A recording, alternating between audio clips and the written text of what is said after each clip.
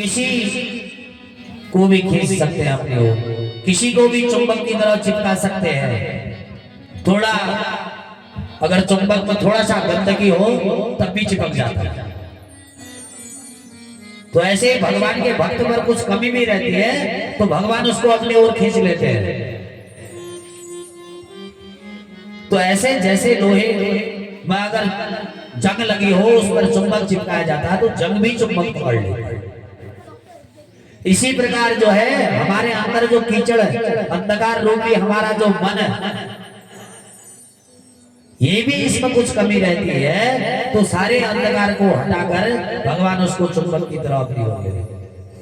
परम चित्त शुद्ध हो, दुर्वासनाओं के वस्त्र अपने दुर्वासनाएं ना लिपटी हो अपने शरीर में। सुखदेव जी का चित्त तो परम विशुद्ध है,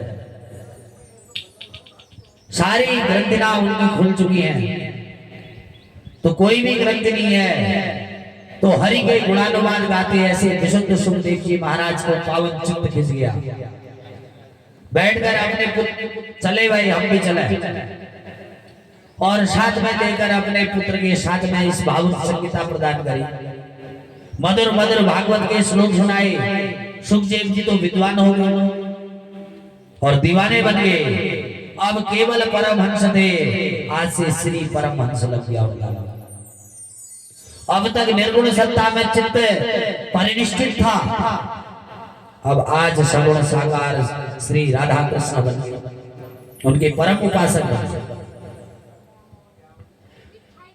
तो एक बार की बात है, सूत जी कहते हैं ऋषियों उस समय की बात है जब महाराज युद्ध में सभी कौरव मारे गए और पांडवों को विजय श्री प्राप्त हुई।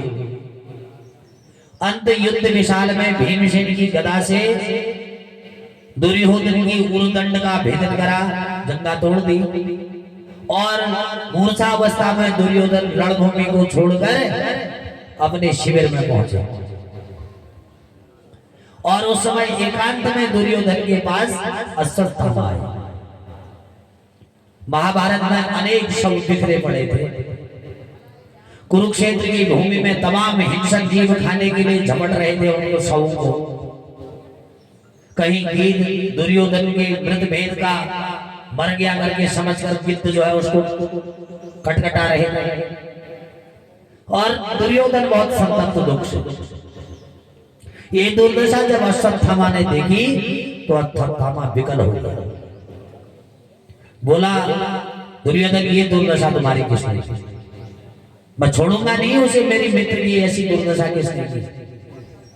ऐसा मेरे मित्र ने ऐसा साम्राज्य देखा था, आज देखो इसको गिद्ध नोच रही है, ऐसी दुर्दशा किसने की?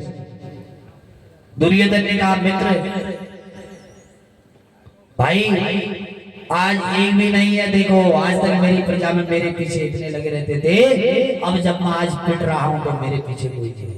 अश्वत्था ने मैंने कहा चिंता करने की बात नहीं है, बताओ मैं करूंगा, किसने की तुम्हारी ये दुर्दशा?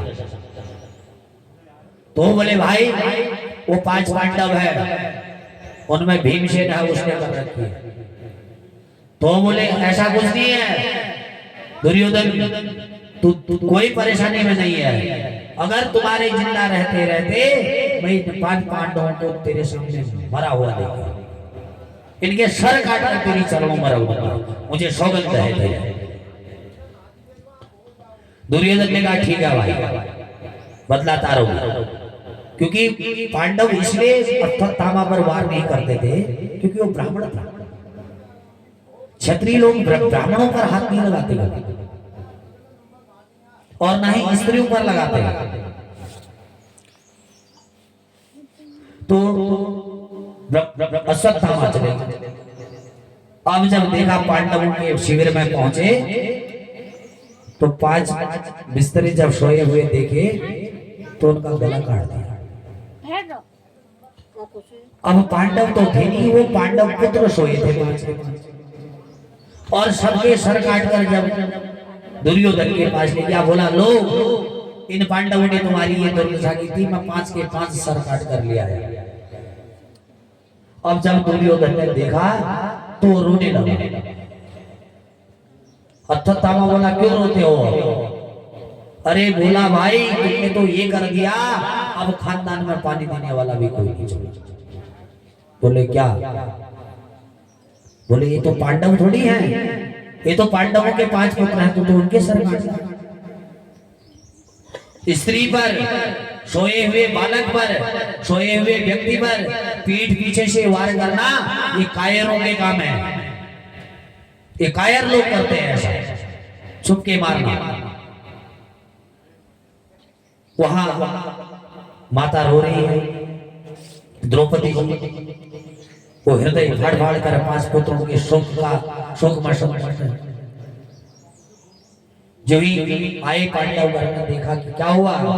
माता शिशूनां निधनं सुतानां निशम्य घोरं परितप्यमानं तदारु निष्पाल गुलाक्षी तान् सप्तवन्तं व्यतनां नमामि। द्रौपदी की और कथा देखकर दुर्योधन ने तुरंत गांडी में धनुष बाण उठा लिया और क्रोध में अर्जुन प्रतिज्ञा कर डाली अर्जुन ने कि द्रौपदी दुखी मत हो, यह जिस दुष्ट ने भी यह दुष्कर्म किया है उसको हम मृत्यु दंड देंगे। यह अर्जुन की कठोर प्रतिज्ञा होगी। ऐसा कहकर गांडी उठाकर अर्जुन चल दिया। गोविंद द्वारा संचालित, जिसमें भगवान कृष्ण जिस रथ को हाँक रहे थे उस रथ पर विराजमान हुए अर्जुन, जिसके सारथी बने हुए, और चल दिए रथ हाँकते हुए। और जब पीछा करने लगा रथ अश्वत्थामा का, अश्वत्थामा भाग गया। लेकिन अर्जुन ने कहा मैं छोड़ूंगा नहीं, मैंने द्रौपदी को सौगंध देकर आया हूं कि तेरे चरणों में लाकर मृत्यु दंड दूंगा उसको।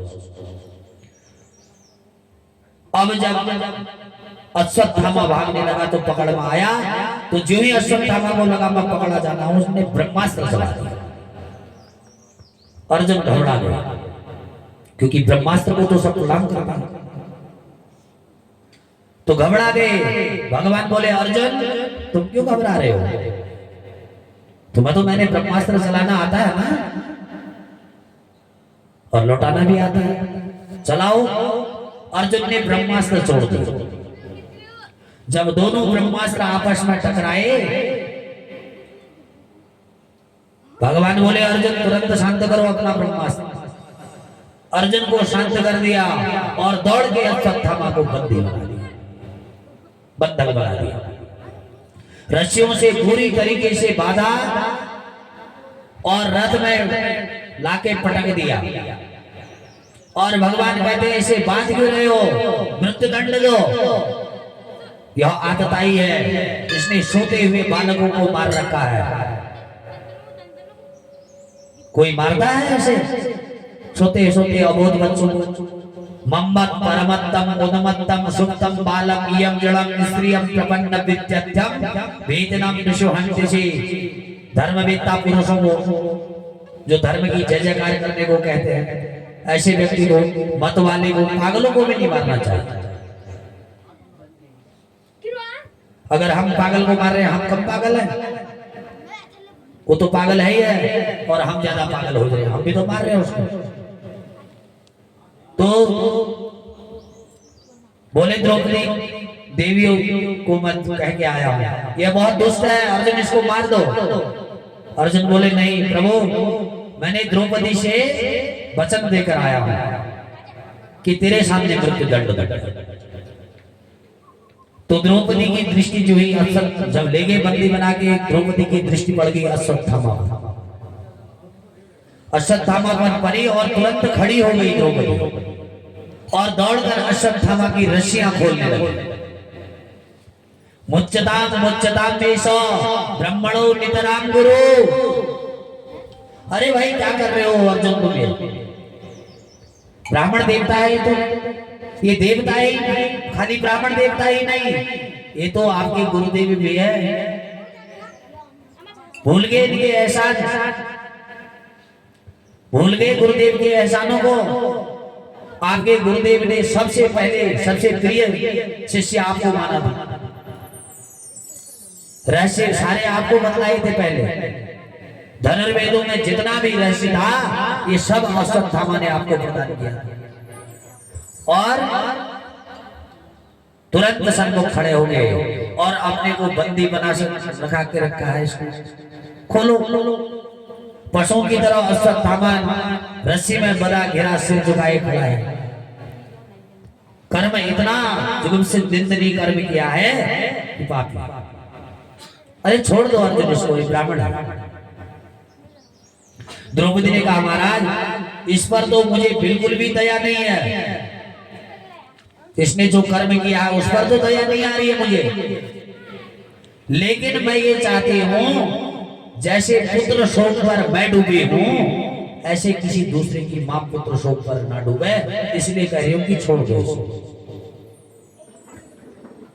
यदि तुमने इसको समाप्त कर दिया इसकी मां भी तो रोएगी। तो इसलिए वो तुम्हारी गुरु माता है, इसलिए गुरु माता को रुलाना तुमको अच्छा लग रहा है। परंतु बोले महाराज अरे द्रौपदी मैं वचनबद्ध हूं, मैंने तुम्हारे सामने इसको मारने की बात की है। तो धर्मराज युधिष्ठिर को द्रौपदी के वचन जो है उचित लगते हैं। युधिष्ठिर जी को लगा कि वो सही कह रही है, तो इसलिए हम कह रहे थे कि दूसरा दुष्ट है हमको नहीं बनना। आपको गाली दे रहा कोई बात नहीं, आप सुन लीजिए, वो आपको कोई नुकसान नहीं करने वाले हो। अब उसको अच्छा बोल के भेजिए। तो बोले कदापि इसको तो मैं जीवन दान देने वाला नहीं हूं। अर्जुन बोले भैया मैं भी वचन, भीमसेन कह रहे हैं कि मैं छोड़ूंगा नहीं इसको, तो अर्जुन कह रहे हैं मैं भी नहीं छोड़ने वाला। इसलिए छोड़ने वाला नहीं कि अब भारी द्वंद्व खड़ा हो गया। अब दो जने कह रहे छोड़ो और दो जने कह रहे मारो। अब द्वंद्व हो गया। बोले भाई क्या करें? अर्जुन से भगवान बोले भैया क्षत्रिय प्रतिज्ञा जो कर देता उसको पूरी करनी पड़ती है,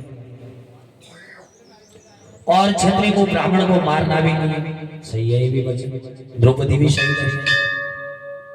फिर प्रभु को और फिर नजर घुमाई अर्जुन ने, सोचा कुछ सलाह मिलेगी। फिर प्रभु ने ये कहा ये आदत आई है, दुष्ट है, इसको मार दो। लेकिन फिर कहा ये ब्राह्मण है, ब्राह्मण का वध करना पाप है। तो इनने क्या करे? उनने कहा आदत आई बधार पड़ा। हाँ, उनने कहा ये आदत आई इसको मारी दो। उनने कहा नहीं। उनने कहा क्या करे? उनने कहा देखो ब्राह्मण है, मारना नहीं है। क्या करे? बोले इसके बाल निकाल दो। कैसे? थोड़े यहाँ से, थोड़े यहाँ से, थोड़े यहाँ से, थोड़े यहाँ से, ताकि इसको लोग देखें तो हंसे इसको देख के बस। तो ऐसा ही किया, बाल काट दिए, अश्वत्थामा को छोड़। अब भगवान इधर पांडवों से बोल रहे हैं बहुत दिन हो गए, बीच बीच में जाते रहते थे। द्वारिकाधीशवासी हमारी बहुत राह देख रहे हैं। अब भगवान ने कहा ये दिन मुझे भी चलना चाहिए। भाई द्वारिका में मेरे भक्त भी है, मुझे भी देख रहे हो। जैसे ही सब कुछ राजी हुए कि भगवान की विदाई की तैयारी होने लगी। चलो आज बहुत दिनों से भगवान आए थे, इनकी विदाई करें। भगवान को ले जाने के लिए एक दिव्य रथ तैयार हो गया। समस्त पांडव परिकर मिलकर प्रभु को विदा करने चले गए। और द्वारिका से जैसे ही बोलते हैं विदाई हो रही है, द्वारिकाधीश जाने के लिए एक कदम जो ही रथ पर रखते हैं तो अपनी एक भुजा उठाकर जो ही दिव्य रथ की ध्वजा पकड़ते हैं कि सभी प्रणाम नमन करने लगे। और भगवान दूसरी भुजाएं उठाए असहज मुद्रा में आशीष प्रदान कर रहे हैं। बड़ी अभूतपूर्व झांकी है ये। एक चरण धरती पर, एक चरण रथ पर, एक भुजा रथ को पकड़े हैं और एक भुजा से आशीर्वाद दे रहे हैं। अभयदान मंद मंद मुस्कुराते माधव प्रभु की छटा देखकर जो है सब प्रभु का दर्शन कर रहे हैं। कि हुआ क्या, अचानक एक अबला चीखती हुई आ गई। इतने में विधवा दौड़ी दौड़ी आई और चरणों से लिपट के चिल्लाने लगी, पाहि पाहि महायोगी देव देवो जगतपते नाट्यम त्वद्भयं पश्ये यत्र मृत्यु परास्परम। पाहि मां रक्षा करो रक्षा करो। चरणों में देवी गिरकर देखा, भगवान सावधान हो गए। देखने वाले हैरान हो गए, भाई अचानक दौड़कर कौन आया प्रभु की चरणों में। प्रभु ने ध्यान से देखा, अरे ये तो पांडवों की कुलवधू अभिमन्यु की पत्नी उत्तरा है। अभिमन्यु की वीर गति को प्राप्त हुए, चक्रव्यूह में, परंतु गर्भवती होने के नाते देवी उत्तरा सती नहीं हो पाई। पहले सती की प्रथा थी, पति की मृत्यु हो जाती है तो पत्नी भी उसी चिता पर दाग कर देती है, लेकिन जो गर्भवती स्त्री होती है वो सती नहीं होती। तो सती नहीं तो चरणों में गिर गई। उत्तरा सती ना हो सकी, आज वह बेचारी जो है विकल होकर चरणों में गिरी। प्रभु सावधान होकर, अरे देवी क्या हुआ? गिड़गिड़ाती हुई देवी उत्तरा बोली, प्रभु आज मुझे आपके अलावा अपना कोई रक्षक त्रिभुवन में नजर नहीं आता, न अन्यम तस्य। मैं ये है अन्यथा शरणागति प्रभु के अलावा मेरा कोई भी रक्षक नहीं है। ऐसे दिव्य भाव से मन में जागे वही सच्चा भक्त है। तो अनाश्रितम, तो प्रभु क्या होगा?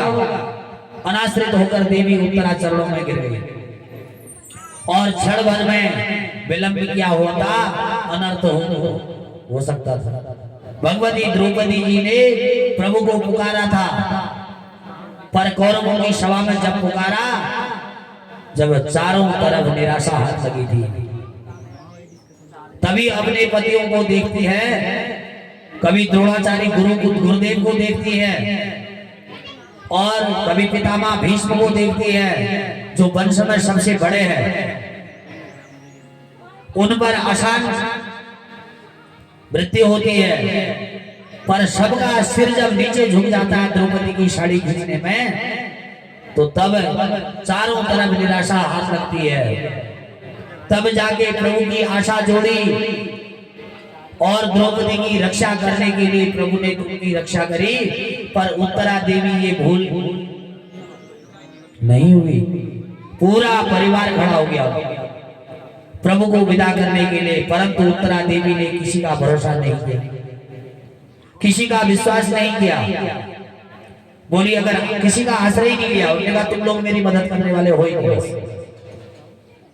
तो नाट्यम पांडवास, सारे पांडव कह रहे हैं अरे देवी हम पूरा करेंगे, सब कुछ करेंगे आपके लिए, लेकिन वो कहती है ना कोई नहीं। इसलिए मैं भले मरूं भले बचूं, पर मेरे गर्भ को कोई संकट ना आए प्रभु, मेरे गर्भ की रक्षा करो प्रभु। उत्तरा भगवती केवल अपनी रक्षा की बात नहीं कर रही है, तो हो सकता है वह बच जाती और गर्भ नष्ट हो जाता, लेकिन परंतु वो गर्भ की रक्षा के लिए प्रभु से स्तुति कर रही है। इसलिए गर्भ की रक्षा की गुहार करती है। भगवान बोली देवी बिल्कुल भयभीत ना होना, और अभय दान देकर भगवान तुरंत अंगूठे के बराबर में नन्हा सा रूप धारण कर लिए और देवी भगवती उत्तरा के गर्भ में प्रविष्ट हो गए। बोल भक्त वत्सल भगवान की जय, बोल दीन बंधु भगवान की जय। भगवती उत्तरा के गर्भ में भगवान साक्षात विराजमान हो गए। नन्हे से परीक्षित अब गर्भ में विराजमान है। अश्वत्थामा का भेजा हुआ ब्रह्मास्त्र जलाने के लिए अंगार बनकर चल रहा है। परीक्षित नन्हे से कांप रहे हैं गर्भ में, उस तेज से संतप्त होकर विकल हो रहे हैं। अचानक उनकी आंखों के सामने चतुर्भुज रूप पर एक दिव्य रूप प्रकट हुआ देखा। भगवान का दिव्य रूप के प्रभाव से ब्रह्मास्त्र शांत हो गया और परीक्षित को अभय मुद्रा में आशीर्वाद प्राप्त दे दिया भगवान ने। परीक्षित की आंखों में वो नन्ही नन्ही झांकी, 4 हाथ वाला, वह बार बार मेरी रक्षा करने कौन आया था 4 हाथ वाला। और चित्त को हटाकर एक बार चिपकाया जाए, अगर चित्त हटा के देखता हूं तो कहीं नजर नहीं आता और चिंतन मात्र में ही नजर आता है। ऐसा 4 हाथ वाला कहाँ है? पर गर्भ में ही ये 4 हाथ वाले का दृश्य दिखाई पड़ गया और यही प्रत्यक्ष देख लिया कि मेरे प्राणों की रक्षा करने के लिए बस उसी को देखते रहते थे। परीक्षितः, इच्छा से दूसरे को देखते ही रहते थे टुकुर टुकुर, इसलिए उसका नाम परीक्षित रखते। तो प्रभु पर चिन्ह अंकित हो गया, प्रभु का चिन्ह उनके हृदय में अंकित हो गया। और धन्य है उत्तरा का सौभाग्य कि इस भारत भूमि में माताओं को अपने गर्भ में भक्तों को धारण करती हैं और ध्रुव और प्रहलाद के रूप में भगवान उदर में ही उनको ज्ञान प्राप्त हुआ था। कृष्ण और राम रूप में ऐसी भाग्यशालिनी माताएं होंगी जिनसे कृष्ण राम ध्रुव प्रहलाद जैसे पुत्र पैदा होते हैं, जिनके गर्भ में भगवान जन्म लेते हैं। आज ये परम सौभाग्य मिला है तो केवल देवी उत्तरा, जिनके गर्भ में परम भागवत परीक्षित विद्यमान थे, आज साक्षात प्रभु पधार गए। भक्त और भगवान के बीच यह दिव्य संयोग भगवती उत्तरा के गर्भ में संपन्न हुआ। पुनः प्रकट हुए, मंद मंद मुस्कुराते देखा और कहा, देवी अब तो कहीं कष्ट नहीं है, कोई दिक्कत है? उत्तरा भगवती के आनंद का पारावार नहीं और चरणों में बारंबार प्रणाम करने लगी। अश्रुपात से, नयनों से, आंख से, आंसू से पांव धो दिए भगवान। बोली, किन शब्दों में आपका धन्यवाद ज्ञापित करूं प्रभु? वाणी मूक हो जाए, एक शब्द भी देवी उत्तरा के मुंह से निकल नहीं पा रहा है, अवरुद्ध हो गया, इतनी खुशी हो गई और कोई कार्य करने में मन नहीं लग रहा है।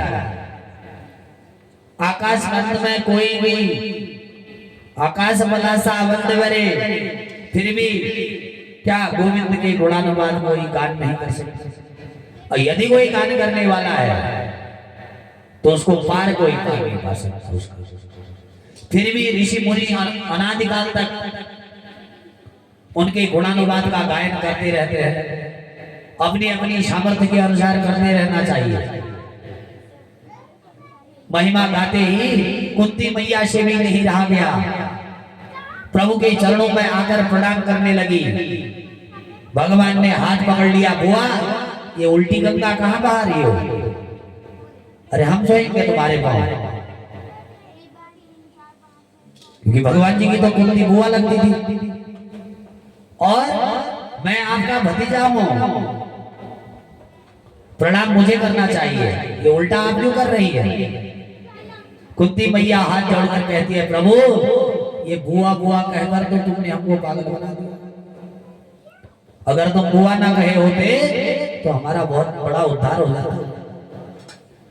तो तुमने बुआ बुआ कहकर जो है ये माया मोह का जो मेरे ऊपर पर्दा डाल दिया। अनेकों बार मैंने आपकी भगवत्ता को ठीक से जाना है और समझ लिया है। जैसी आपकी भगवत्ता है वो मेरी समझ में समाने लगे।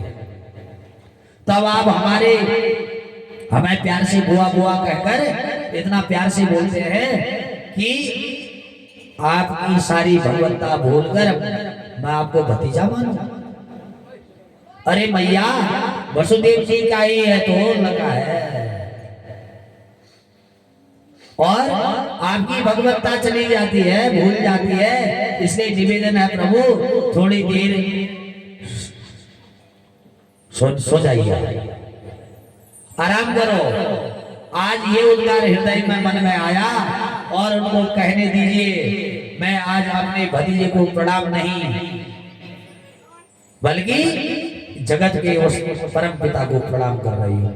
नमस्ते पुरुषम स्वाद्यम ईश्वरम प्रकृते परम अलक्ष्यम सर्वभूतानां अंतर हरि विधान। इस प्रकार प्यारी 26 श्लोकों में कुंती महारानी ने भगवान की स्तुति करी। कहा नमस्ते, भतीजे को नमस्कार नहीं, नमस्ते वाद्य ईश्वरम प्रकृते परम ब्रह्म परमेश्वरम, त्रिगुण प्रकृति से परे उस परम पुरुष आदि पुरुष भगवान नारायण को मैं प्रणाम करती हूँ। महान आश्चर्य की बात है, अंतर वही कहा सबके भीतर आप ही है और बाहर से गौण अवगुण इनकी सत्ता पर भी आप विराजमान है, पर इसके बाद भी अलक्षम फिर भी दिखाई नहीं पड़ रहे। भीतर बाहर सब आपकी सत्ता, गोविंद की सत्ता, पर फिर भी दृष्टि गोचर अर्थात हमको दिखाई नहीं पड़ते। माया जवनिका छिन्ना, क्योंकि इनने सबकी आंखों पर माया का पर्दा डाला। माया माया सब भजे माधव भजे न कोई, जो एक बार माधव भजे तो माया तेरी हो। हम क्या बचते हैं? माया। लेकिन माया कहती है माधव भजो तो खुद ही आ जाओ। माधव को भजोगे तो माया आएगी और माया को भजोगे तो काया कयामत आएगी, क्योंकि उनकी पत्नी है माया। विष्णु का भजन करोगे लक्ष्मी स्वयं आएंगे और लक्ष्मी का भजन करोगे तो उल्लू आ जाएगा। उल्लू है लक्ष्मी का वाहन। जब ज्यादा अथा हो जाता है हमारे पास, अगर हम सत्कर्म उस धन का नहीं करते तो हम विकल हो जाते हैं, तो उल्लू बन जाते हैं। हमें फिर ध्यान नहीं रहता ये धन हमारा किस मार्ग की ओर जा रहा है। धन की हमारे यहाँ 3 गति बताई है। पहले बोले दान आयो, दान करो भाई, धन है तो चलो। दान नहीं कर पा रहे हो तो भोग आयो, भोग तो करो अच्छा। अब दान भी नहीं और भोग भी नहीं करवा रहे हो किसी को, दान भोग कुछ नहीं, तो विनाश आयो। फिर धन जो है विनाश की ओर जाता है। इसलिए विनाश की ओर जाने से हमको बचाना चाहिए। अच्छे सत्कर्मों में जाए। हमारा लड़का जुए में खत्म ना करे, हमको कहीं पागलपंथी में खत्म ना करे। तो इसलिए हमको जो है सत्कर्म करेंगे तो वो धन हमारा टिका रहेगा। इसलिए माधव का भजन करना है, माया का नहीं। माया किसे कहते हैं? मां मैंने नहीं, या मैंने जो नहीं है वो माया। माया दिखाई पड़ती है लेकिन होती नहीं है। नाम माया, जैसे हम स्वप्न देखते हैं ना, स्वप्न रात में, और जब स्वप्न में तो लगता है कि सब सही दिख रहा है, और जब हमारी नींद खुलती है तो अचानक फिर हमको लगता है तो सपना हो रहा है। तो ऐसे माया भी है स्वप्न की तरह, ये आती और जाती है। लेकिन माधव अगर यहाँ गड़ गया, ये आता जाता नहीं है, फिर गड़ गया तो गड़ गया। तो उसी प्रकार जब तक ज्ञान विराग नयन और गारी, ये दिव्य नेत्र जीव जब तक प्रभु का दर्शन ना करें, सदगुरु की कृपा जिसको प्राप्त ना हो, खाली बड़बड़ाने लगता है। जो जागने लोगों को हिलाने से भी नहीं जगते जाओ, वह बड़ा कष्ट देता है। दूर मोह निशा सब सोई निहारा, देखो स्वप्न अनेक प्रकार। मोह निशा सब होए निहारा, देखो स्वप्न दुगुन विस्तारा। मोह निशा सब सोए निहारा, देखो स्वप्न अनेक प्रकार। हम सभी मोह की निद्रा में सोकर विविध स्वप्न देख लेते हैं और वह स्वप्न जो है कुछ सिद्ध होता नहीं। तो ऐसे ही माया का है, माया ज्यादा देर टिकती नहीं। नोटों की गड्डियां वो ज्यादा देर नहीं चलती। अगर माधव का भजन करेंगे वो सदगति। तो श्री कानभूषण जी महाराज कह रहे हैं परीक्षित गरुड़ से, नट की बड़ी विचित्र विचित्र लीलाएं हैं भगवान की, चमत्कृत रह जाते हैं। नट सेवक ही व्याप्त ही माया, जो नट का सेवक है जादूगर जमड़ा हो जाता है। जादूगर का जो जमुरा होता है, एक जादूगर होता है उसका जमुरा होता है, जिसको नचाता है। क्या कहता है? जमुरे चल ऐसा कर, जमुरे चल वैसा कर। वो वैसा ही देखते हैं हम लोग, तो उसको जमुरा कहते हैं। जो नट का सेवक है, जादूगर का जमुड़ा हो सकता है, वो सब जानता है। इसलिए माया माया सब कहे माधव भजे न कोई, जो कदापि माधव भजे तो माया तेरी। जादूगर का सानिध्य प्राप्त करने वाला जमुना एक दिन स्वयं जादूगर बन जाता है। डॉक्टर के सानिध्य में रहने वाली, अगर डॉक्टर की पत्नी हो तो उसको डॉक्टर नहीं कहते, मास्टर की पत्नी हो मास्टर नहीं बोलते, प्रधान कोई होगा तो उसको कहते हैं प्रधानी। तो इसलिए पति के जो पद होता है उससे स्त्री का भी पद बन जाता है। तो इसलिए प्रभु की कृपा के बिना माया का रहस्य समझ में नहीं आता। कुंती महारानी बोली, प्रभु आप जो ये सुंदर विग्रह है, ये परमहंसों को भी परमहंस बनाने के लिए, उन परमहंसों के हृदय में भक्ति योग का विधान करने के लिए आपका मुख्य रूप से अवतार हुआ है। आपके अवतार का मुख्य कारण यह मानती हूं कि बड़े बड़े महात्मा, विमलात्मा, महायोगी इन रूप का रहस्य को नहीं जान सकते। तो क्या कथम पश्चे मती यत्र, मैं क्या समझ सकता हूं, एक साधारण सा स्त्री हूं। भले ही मेरे भैया वसुदेव भाभी देवकी 8वें पुत्र हैं आप, इससे ज्यादा मैं कुछ नहीं जान सकती, पर विश्वास अवश्य है प्रभु की जो आपने मुझ पर बरसाई है कृपा, ऐसी कृपा मेरी भाभी देवी को भी आपसे प्राप्त नहीं हुई होगी। भले ही आप देवी के पुत्र हो, वो आपको माता, उसको आप माता जी मानते हो, पर ऐसा आपने अपनी माता के लिए भी नहीं परोपकार किया होगा जैसा मेरे लिए आपने कृपा दृष्टि दिखाई। और मुझे मिल गया जो वरदान, वो देवी को भी नहीं मिला। भगवान बोले, वो कैसी बोली? देखिए सरकार, देवकी के 8 पुत्र हुए, 8 में आप